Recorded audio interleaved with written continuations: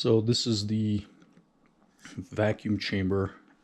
Well, not sure what it came off of, but got this at an auction site and plan to use this for my own vacuum chamber experimental test bed setup. It's pretty big.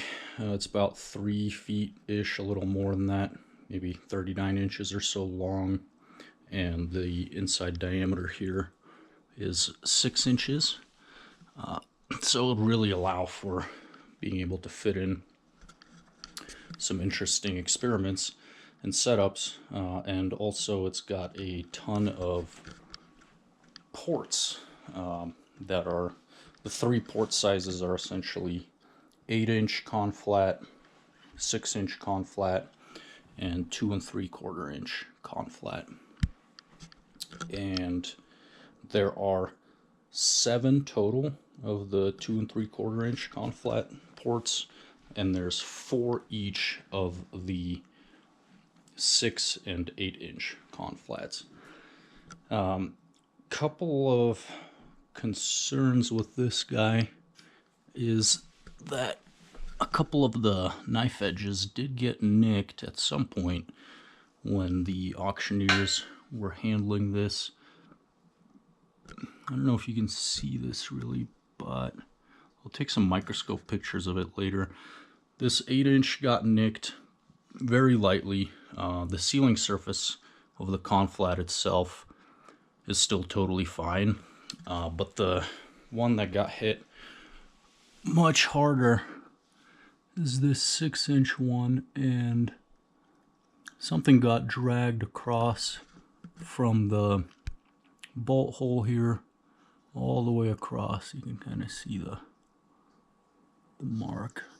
But again, there is a bit of the sealing surface left untouched, so it might be okay. I plan to try and just use some Viton gaskets if they don't seal with the regular, copper gaskets. The Vitons would work okay, but we just won't be able to pull as deep of a vacuum with the Viton gaskets. But yeah, it's pretty clean considering how it seemed like they just had it stored in a pretty dirty area. And I'll still have to clean it up, probably just use some 100% ethanol and maybe some acetone as well to get it all cleaned up as best as I can, just to make sure it's not off-gassing too much without having to bake it out, although I might bake it out anyways. Don't really have clean room conditions here, obviously, but should be good enough for what I'm trying to do. Just have some fun experimenting. It did come with this nice 6-inch con-flat viewport, and I would like to actually put viewports on all the 6-inch ports, and that way you can just really see well inside of the chamber. The 8-inch ones are going to be probably kind of tough. I'm going to have to hunt around for some just blind flanges to close them off, because the first step is obviously going to be to clean this thing up and pull vacuum on it. And to pull vacuum, I got to cover all the flange ports. And a couple of them are, well, 4 of them are these 8-inch ones, and I don't know if I've got really many of these 8-inch flanges lying around. I'll have to double check my storage unit.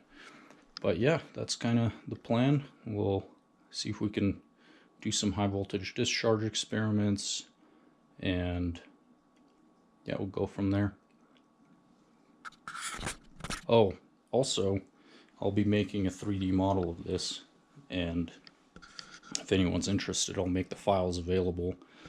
We can kind of use it to see what kind of experiments and feed-throughs we could use, and just kind of lay everything out in the 3D model before committing to a build, especially with because the copper gaskets are one-time use, so if I'm going to put it on, I'd rather not have to take it off later.